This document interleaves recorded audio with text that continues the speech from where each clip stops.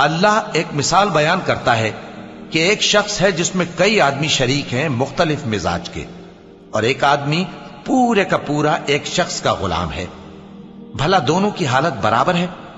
نہیں، الحمدللہ، مگر یہ اکثر لوگ نہیں جانتے۔ اے پیغمبر، تم بھی مرنے والے ہو اور یہ بھی مرنے والے ہیں، پھر تم سب قیامت کے دن اپنے پروردگار کے سامنے جھگڑو گے۔ پھر اس سے بڑھ کر ظالم کون جو اللہ پر جھوٹ بولے اور سچی بات جب اس کے پاس پہنچ جائے تو اسے جھٹلائے۔